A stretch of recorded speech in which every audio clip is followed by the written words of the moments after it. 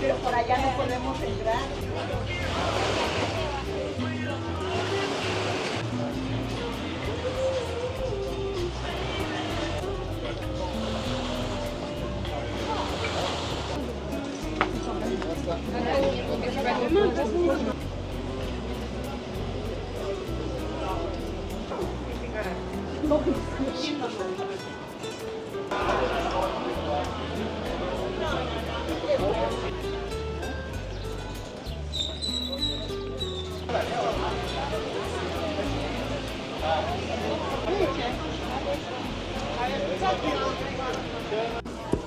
Senin mikrofonunu açtın mı? Açtın mı? Açık. Açmışım evet. Hoş geldin. Evet, hoş bulduk. Ne yapıyorsun, iyi mi? İyiyim, sen de iyi. İyiyim, çalışıyorum ben. Yoruldun değil mi ben olmadığım süreçte? Çok yorulursa evet. Evet. Bayağı bir yoruldum. Çok yoruldu. Yani yorucu, tek başına yorucu bir iş. Dün gel tezgah kur. Allah'tan Cihan da yardım etti ama Evet. birine yük olmamak için bütün yükü kendimi sırtlanıyorum. Bu da bende çok yorgunluk oluyor. Bitti ama. Bitti. Evet, ben de gece saat 1 gibiydi döndüm. İsmet uyuyordu. İşte Seda kapıyı açmak için uyandı. Ondan sonra ben de uyandım sabah. Ablam geldi. İsmet'e şu anda o bakıyor. Ben de çıkayım dedim. Şöyle bir Bodrum'u özledim. Ben bir şöyle bir göreyim dedim. Bodrum yerinde duruyor mu diye. İndim aşağıya, bir çay kahve içtim. Gemi gelmiş 2 tane. Bayağı böyle bir kalabalık var. Öyle ortam aynı. Sonra tabii Seda'yı çok özledim. Onun yanına geldim şimdi Seda'yı. Bana kahve ısmarlayacakmış. Beni öyle kandırdı. Gelirsen dedi kahve ısmarlayacağım sana dedi. Ben de sıcak demedim. Yürüyerek geldim buraya. Şimdi birazdan Seda'yla kahve içeceğiz. Ondan sonra da ben neyi anlatayım? Bir de süreci anlatayım. Dur çünkü... ben bir şey söyleyeceğim. Evet. Söyle bakalım. Servet gelmeden 5 dakika önce Viyana'dan takipçilerimiz geldi. Karı koca o kadar tatlılardı ki güzel de alışveriş yaptılar. Keselerinde tekrardan bereket olsun. Bugün çok takipçilerimiz geldi. İnanın burada olmaktan her defasında söylüyorum belki de söylemiyorum. Bilmiyorum, tek videoları tek tek izleyemiyorum. İyi ki varsınız, iyi ki biz buradayız. İnanın sizleri çok seviyoruz. Sizler bizle tanışmaya geldiğiniz her zaman ben heyecanlanıyorum, ne diyeceğimi bilemiyorum. Yüzüm yumuk gibi çıktı benim ya. Öyle bir şey yok değil mi? Ya gözler belki şey oldu ya senin. Olabilir. Ben de baksana yakın artık Çok pek iyi teşekkürler. göremiyorum. Herkese çok teşekkürler. Bu kadar. Bu kadar. Tabii bu süreçte herkes geçmiş olsun dileklerini yazmış. Birçoğuna ben cevap verdim, birçoğuna sen cevap verdin. Evet. Güzel geçti operasyon. Biraz zordu. Zordu. Ama atlattım. Kilo vermişsin. Kilo verdim. 4 kilo verdim o 2 günlük süreçte. Operasyon iyi geçti. İyi sonuç çıktı. Çok şükür. Türkiye'nin her yerinden, yurt dışından, da Amerika'dan bile geçmiş olsun dileklerini yazan oldu. Tabii pazartesi günü işlemin yapılacağını bilenler tekrardan yazmışlar, merak etmişler. Bu tarafta olanlar buraya gelip beni sormuşlar. Hepsine çok teşekkür ediyorum. Bu süreçte yanımızda olduğunuz, gerçekten dualarınızı eksik etmediniz. Çok ama bakın çok teşekkür ederiz. Yani bu duygunun böyle mesela ben Muratçı'yı izlerdim. Murat Bey'i tanımadan önce Muratçı'yı izlerdim. Muratçı'yla karşılaştım, öyle bir heyecanlandım ki onu anlattım, işte şu videolarını izledim, bu videolarını izledim. Şu anda o duyguyu biz yaşıyoruz. Yani onun yaşadığı o duyguyu biz yaşıyoruz. İnanılmaz bir duygu arkadaşlar. Sizleri çok seviyoruz ya gerçekten. Yani çevremizden alamadığımız desteği, ilgiyi, sevgiyi sizden aldığımız için biz çok şanslı olduğumuzu hissediyoruz. Ben bir yandan pazara bakıyorum. Evet, sen bir yandan Para lazım, para. Ödemeler mi var? Her şekilde olur gider. O zaman ben de şöyle biraz bir sohbet edeyim. Sen müşterilerle ilgilenirken Evet Seda Hanım, sana sesleniyorlar. O kaç? Dar geldi. Bu kaç? Şu mikrofonu Bu iki. alayım. Dar geldi.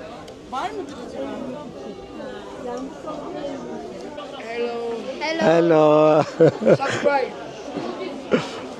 Subscribe to this man. Yurt dışından yazan takipçilerim var.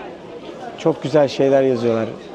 Ya bir anda işte 80'li yıllara gittim, 90'lı yıllara gittim.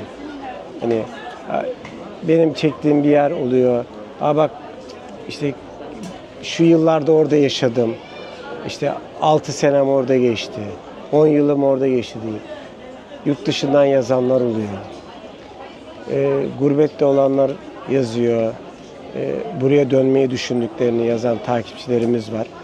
Ama dediğim gibi insan kendini nerede iyi hissediyorsa orası evidir. Yani bu bir gerçek. Bakın buraya gelip burada işte yaşam kuran birçok kişi geldi. Birçok kişi geriye döndü. Niye? Çünkü biz burada yaparız dedi. Genç insanlar da geldi burada 30 yaşlarında, 25-30 yaşlarında gelip burada işte bir iş kurarım, işte Bodrum güzel deyip tabii zaman geçtikten sonra sıkılıp artık geriye dönme kararı alan oldu. Çünkü Bodrum gerçekten şöyle bir şey var. Yazı ayrı, kışı ayrı bir yer. Yazın hareketli geçer, denizi, insan kalabalığı, ortamı falan şıkır şıkır güzeldir. Ama kışın öyle bir uykuya dalar ki böyle birçok kişi çekemez onu. Hele büyük şehirden gelmiş insan onu belli bir süre güzel gelir ama sonrasından artık o çekilmez olur. Geriye döner. Her kişi buraya gelip burada mutlu yaşayacak anlamına gelmiyor. İnsanın ne aradığı önemli. Ne arıyor yani hani dediğim gibi çok böyle kafanıza Bodrum büyütmeyin. Bodrum normal, sade yaşanacak. Çok böyle şatafata gerek kalmayan, şatafat istemeyen, normal, sade yaşanacak bir yer. Yani o yani. Şimdi bakıyorum mesela sezon açıldı. Sahil kenarlarına baktığınız zaman özellikle kumsalın olduğu yer artık plajlar tamamıyla biliyorsunuz kapandı. Plajlar kapandı. Tamamıyla plajlarımız artık koltuklarla, işte masalarla, sandalyelerle donatıldı. İşte şemsiyelerle. Böyle bir ortam oldu. Şimdi buraya yapılan öyle maliyetler var ki, o kadar çok paralar harcanıyor ki. Şimdi bu kadar şatafatın karşılığında da oradaki hizmette bir bedeli olacak. Yani siz oraya gittiğiniz zaman o koltuklarda otururken, o ambiyansta, o dekorasyonda oturduğunuz zaman bunun bir bedeli olacak. Fiyat ona göre. İçtiğiniz bir çayın, bir kahvenin fiyatı değişecek. Tahta masa sandalyeler vardı. O kahvelerin var ya o mavi renkte olur, ahşap renginde olur o eski sandalyeler. O sadelikte oturulurdu. Üstünde çardak varsa hasırdar olurdu. O gölgelikte oturulurdu. Altın ayağın kumdu. Böyle çok şatafatlı şey yoktu. Buraya gelen insanlar öyle lüks otel, lüks pansiyon aramazdı. Herkes ev pansiyonunda kalırdı. Klima yoktu. Ulaşım yoktu. Öyle çevre bu kadar düzenli değildi yani. Ama günümüzde bu şatafat tabii insanlara bu konfor aslında pek bir şey getirmiyor yani. Daha çok insanlardan götürüyor. Tabii sosyal medyanın getirdiği şey de bu yani. Bir yere şöyle allayacaksın, pulacaksın ki orası dikkat çekecek. Başka türlü şey yapamaz artık. Hani oraya gelen işte video çekerken, fotoğraf çekerken, paylaşım yaparken orada bir görselliği göstermesi lazım. Yoksa tahta sandalyede, karga asırda bir görsellik oluşmaz. Mantığı var çünkü şu anda. Tamamıyla sadelik hayatımızdan çıktı. Beklentiler çok fazla artınca insanlar bu sefer ne aradığını bilemiyor. Şu an mesela pazara bakıyorum. Kendi kıyafetlerimizde de renk renk, çeşit çeşit kıyafetlerimiz var. Ama insanlar o seçeneğin içerisinde kayboluyorlar. Neyi alacağını Niye alacağını şaşırıyorlar yani. O kadar çok seçenek var ki. Bu çok seçenek aslında bir yerde insanı tamamıyla yani ne istediğini unutturuyor insana. Böyle de bir durum var yani. Böyle sohbet, muhabbet buralara kadar geldi. Bilmiyorum. Konuştum. Bu videoyu ben yarına ulaştırmak istiyorum. Yarına yetiştirmek istiyorum. O yüzden belki de pek fazla da edit yapmam. Editlemeden böyle sade bir şekilde bu konuşmamı size atarım. Biliyorsunuz sağlık sürecinden geçti. Bu süre zarfında da hem işlerimiz biraz olsun aksadı hem çekimlerim aksadı. Umarım anlayışla karşılarsınız. Sizin anlayışla karşılayacağınızı biliyorum zaten. Çok güzel yorumlarınız var. Hepsi birbirinden güzel. Sağ olun. Eksik olmayın. Akşam da şöyle bir değişiklik olsun diyorum. Pazarı topladıktan sonra vakit yaratmaya çalışacağım. Bir akşam ambiyansını da sizlere çekeceğim. Bodrum'da akşam saatlerine. Yani akşam saatleri dedim, buradan böyle toplamamız bir ay bir süreç alıyor ama saat 10'dan sonrasını size Bodrum sokaklarına, bir ortamı, o ambiyansı sizlere çekeceğim. Oradan da bir görüntüler alacağım. Bu şekilde videomu devam ettireceğim ki sizi videosuz bırakmak istemiyorum yani. Bu süreçte böyle muhabbet oldu. Eminim buradan güzel şeyler almışsınızdır. Umarım güzel şeyler anlatmışımdır size. Gel. Ben bir şeyler konuştum ama Seda'nın bundan haberi yok artık.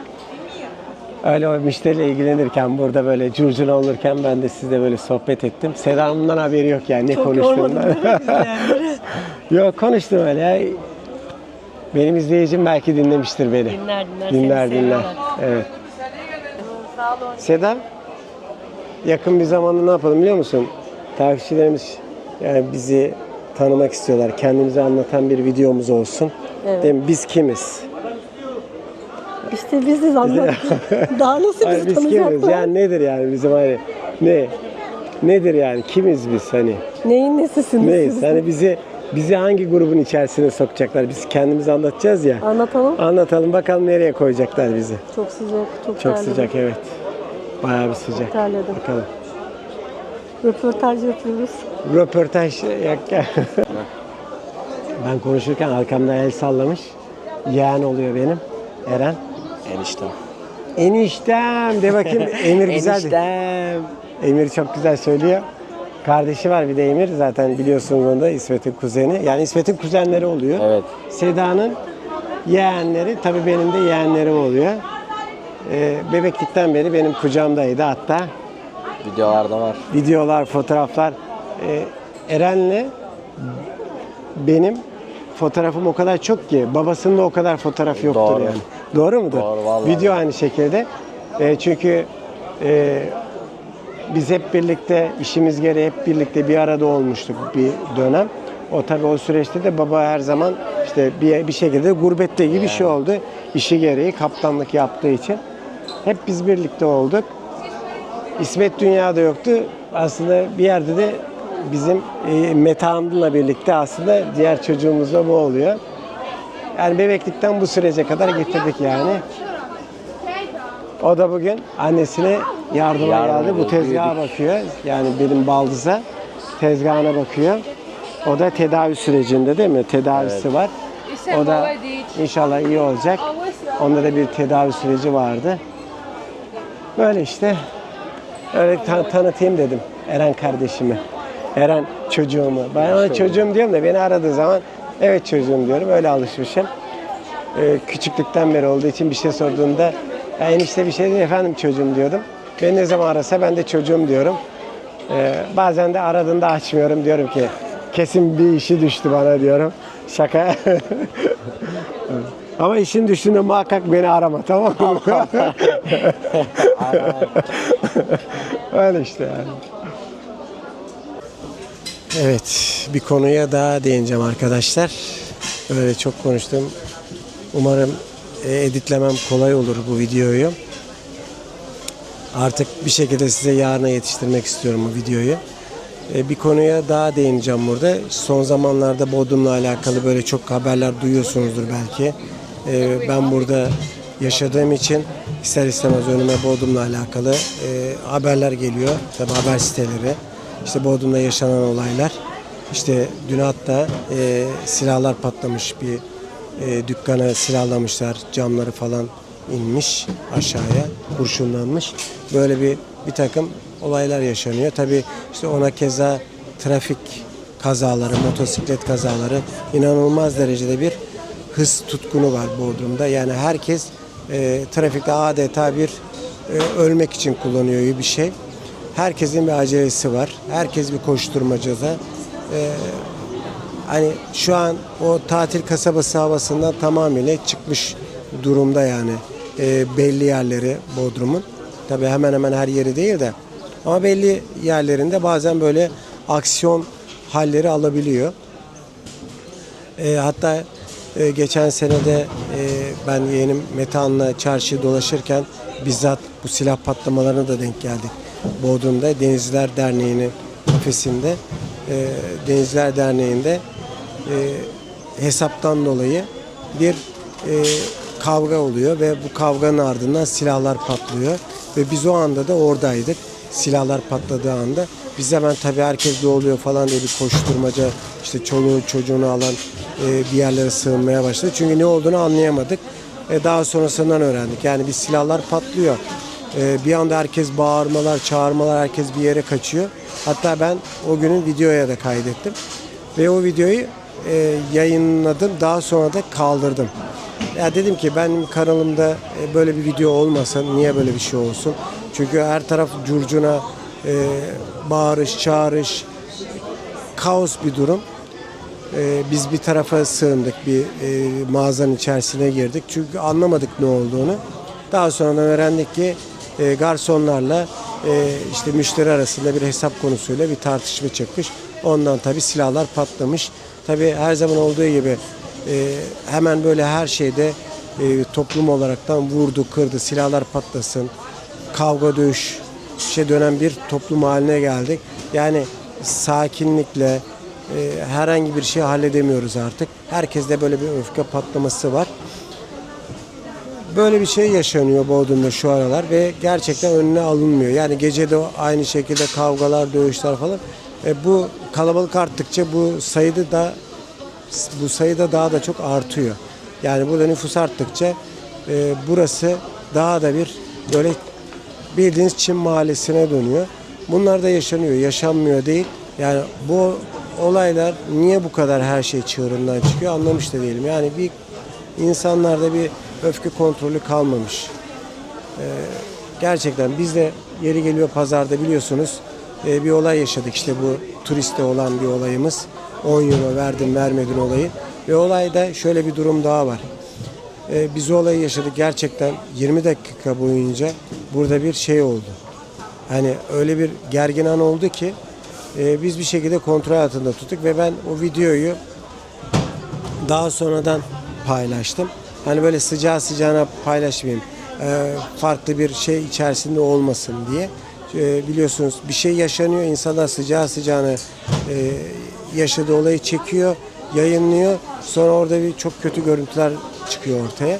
Ben süzgeçten geçiriyorum. O andaki yaşadığımız olayı bir şekilde, kısa bir şekilde anlatıyorum ve bitiriyorum.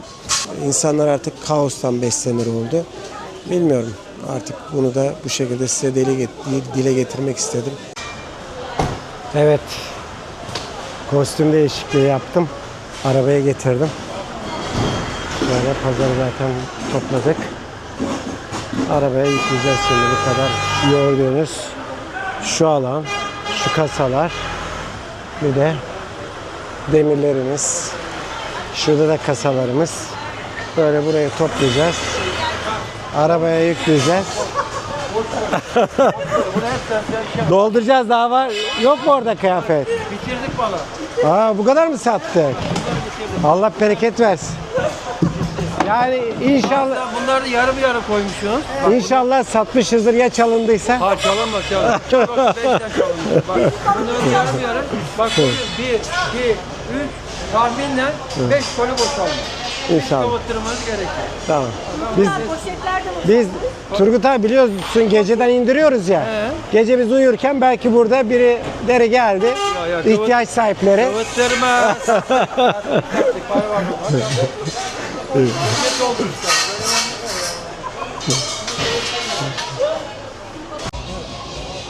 Evet, pazarı topladık arkadaşlar. Eve vardık. Ben de bir dedim aşağıya ineyim. Öncesinde bir tane bir ilaç içtim. Yemekten 1 saat önce alınıyor bu ilaç. O doktorun verdiği o ilaçlar. 1 saat öncesinden ilacı alıyorsun. 1 saat sonra da yemeği yiyorsun. Öyle kullanılan bir ilaç. Tabii biraz yemek için geç saate kaldım ama gidince hafif bir yemek yiyeceğim. Ondan sonra da belli bir süre sonra da yatarım. Öncesinde de size şöyle 1 saat bir sürem olduğu için yemek yemek için bir dedim şey yapayım. Size şöyle bir akşam ortamını çekeyim dedim. Şöyle Bodrum yaz akşamı bu şekilde. Belli bir saatte zaten insanlar yemeğini yiyor ya da yemeğini mekanda herhangi bir yerde yemek isteyen aşağıya iniyor. Böyle bir ortam var. Gemiler vardı bugün. O gemiler sanırım gitmiştir. Burada şu anda çok müzik çalıyor. Şuraya bir geçeyim, biraz ileriye doğru gideyim. Bakayım şöyle, evet gemiler gitmiş. Bugün pazara gitmeden önce biliyorsunuz şeyi çekmiştim, Bodrum'u çekmiştim. İşte bu liman tarafını falan. O halk plajının olduğu tarafı işte daha sonra mağazalara doğru yürüdüm. Oraları çektim size pazara gitmeden önce. Gündüz ortamını gördünüz. Şimdi de akşam ortamını sizlerle paylaşayım dedim. Bugün böyle bir video oldu. İşte pazarda biraz sohbet muhabbet yaptık. Şimdi sizlerle böyle Bodrum akşamını beraber gezelim. Ben tam olarak ne zaman çıktığımı hatırlamıyorum. Zaten 5 gündür yoktum, biliyorsunuz İzmir'deydim. Ne zamandır böyle akşam çıkmıyordum ama bayağı bir şey var, bir hareketlilik var. Bugün günlerden bugün Salı. Tabii bu sayı, bu kalabalık hafta sonları daha fazla oluyor ama şöyle gözlemlediğim kadar bir tatilci havası artık oluşmuş Bodrum'da. Bu saatte saati size tam olarak söyleyeyim. Yani bu saat olmasına rağmen gene böyle barlar falan dolu. Zaten servis saati açıldığı zaman burada servis saatinde bu sahile yakın mekanların hepsi dolu oluyor. Böyle görüyorsunuz.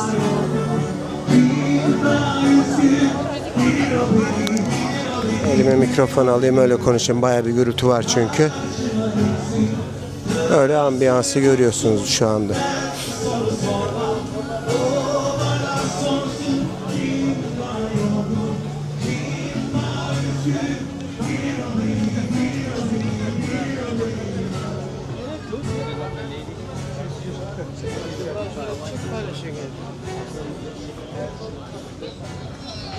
Şimdi biraz da bu mağazaların, dükkanların olduğu tarafa doğru yürüyeceğim. Bir orayı da bir gözlemleyelim.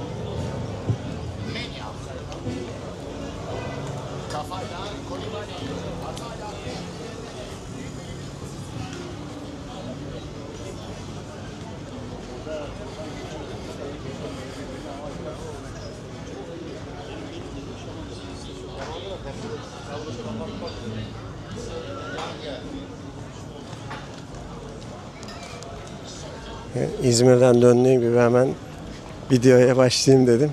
Sizleri videosuz bırakmak istemiyorum. Öyle bir enerji yakaladık sizlerle. Siz de benden hep video bekliyorsunuz. Yani şu dönemde artık bulunduğum alanı çekiyorum sizlere. Yani bu biraz size yetersiz gelebilir ama daha sonra da biraz daha ilerleyelim. Ondan sonra da birçok yeri kafamda belirledim yani hani işte bir Ortakent'e gideceğim, bir Gümüşlük, bir Güvercinlik, bir Gündoğan, Yalıkavak'a tekrardan çekeceğim. Yalıkavak benim için biraz yarım kaldı. Yani birçok yeri çekme planım var. İşte daha sonra gene işte Gölköy, Türkbükü. Oraları da çok güzel yerler. Sizleri de orada birlikte gezdireceğim. Artık şu tam böyle geçiş noktasındayız. Onu bir atlatalım. Çünkü bir yandan benim tabii sağlık sorunlarım, bir yandan da sezona hazırlık. Şu an mesela pazarda tam böyle yoğunluk olmadığı için elimizdeki tam ürünleri tam böyle eritemedik. Şu an evimizin içi hala eşya dolu. Yani evimizin içi hala kıyafet dolu. Onları bir düzenleyeceğiz. Biraz konuşmaya ara vereyim. Şöyle sizlere ileriyi de göstereyim. Evet, dükkanların olduğu tarafa doğru geldik.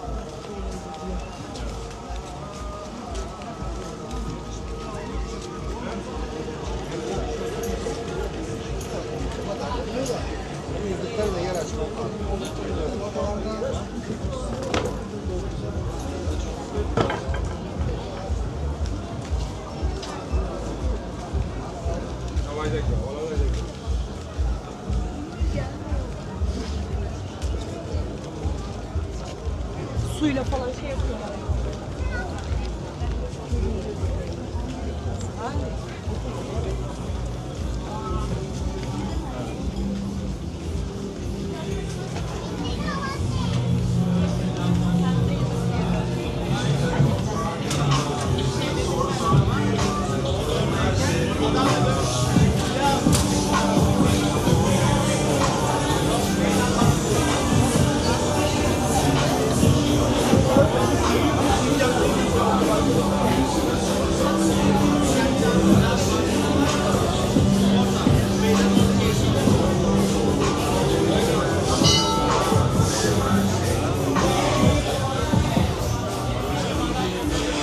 Böyle iki müziğin arasında ayrı bir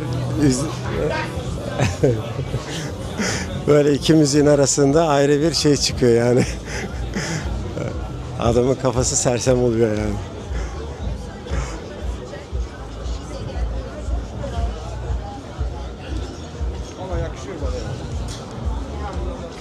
Şimdi geri döneceğim artık.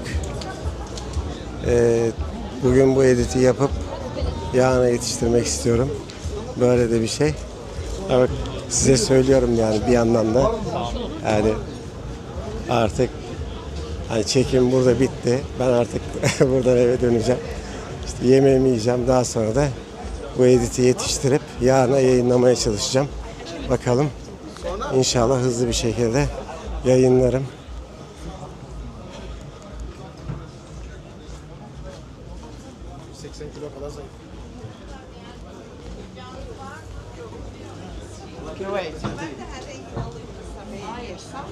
Şurada şeyi merak ettim. Meyhaneler Sokağı'nı. Genelde böyle hafta sonları yoğun olur. Hafta sonları kalabalık olur. Bir oraya doğru bir gireyim bakayım. Orada nasıl bir hava var, nasıl bir hareketlilik var. Evet. Yani gene yoğunluk var. Yani burası o havayı buldu. Evet. Tabii hafta sonu daha yoğun burası. Şimdi hafta içi olduğu için böyle daha sakin aslında. Aslında gelecekseniz hafta sonu değil hafta içi gelmenizi tavsiye ederim. Böyle de bir ambiyansı var buranın. Güzel, sade, tam beklenilen bir atmosfer var.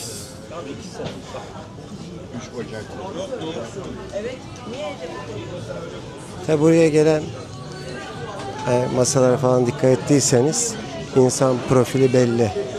Yani buraya kendisini bilen insanlar geliyor. Burası güzel, eğlenceli, keyifli, muhabbetini yapacağınız, içkinizi yudumlayacağınız, mezeleriyle tabi burası meşhurdur. Güzel bir yer.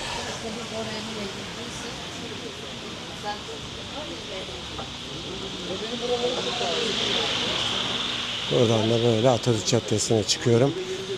Atatürk Caddesi'ni biliyorsunuz zaten. Yani hemen bu caddenin görüyorsunuz hareketliliğin olduğu caddeden hemen böyle yukarıya çıktım ve şu caddenin haline bakın. Yani şimdi bu caddenin bu şekilde olmasının bir sebebi de trafiğe açık olması ve de biraz yani şöyle söyleyeyim, özensiz bir işletmelerin olması. Biraz yani aşağıya göre biraz daha böyle derme çatma bir yer burası. O yüzden de pek bu taraf bu saatlerde mesela gündüz de aynı şekilde. Gündüz mesela burası çok güneş oluyor, çok sıcak oluyor. Aşağısı daha serin çünkü gölgeli olan yer aşağı sahil, deniz kenarı. Genelde insanlar pek bu tarafı tercih etmiyor. Buradan aslında pek fazla yani o kadar çok araç trafiği de olmuyor burada. Belki zamanla burayı da bir şekle sokarlar. Ama zannetmiyorum yani. Ama buradaki esnaf bu durumdan çok şikayetçi. Çünkü o kadar emek veriyorlar, bir dükkan açıyorlar, masraf yapıyorlar. Ama yok hiçbir şey. Şurada zaten biliyorsunuz birçok dükkan boş. Şuradaki mesela şu gördüğünüz yerdeki dükkanlar boş.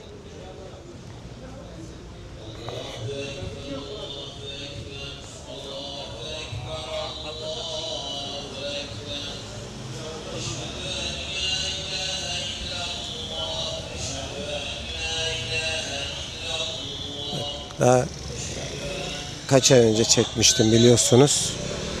Kiralık dükkanlar görüyorsunuz. Kiralık. Burada bir işletme var ama yani şimdi şurada bir işletme var ama 4 tane dükkan boş. Yani bu dükkan 4 tane boşsa buradaki bu işletmenin iş yapma imkanı yok. Çünkü bir hareketlilik olmuyor. Orada kendi başına kalmış bir, şuraya bakın, kendine başına kalmış bir dükkan ne kadar dikkat çekebilir ki? Yani yazık. Buradan tekrardan aşağıya ineyim. Burası Azmakbaşı.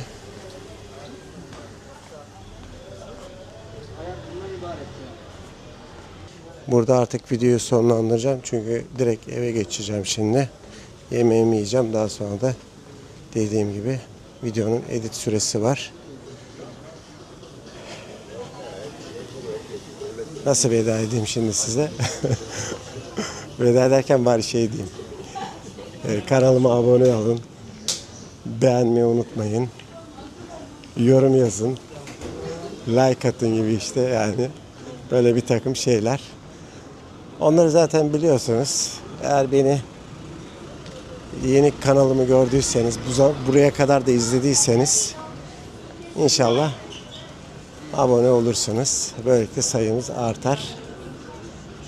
Evet. Şöyle yapayım. Size veda edeyim.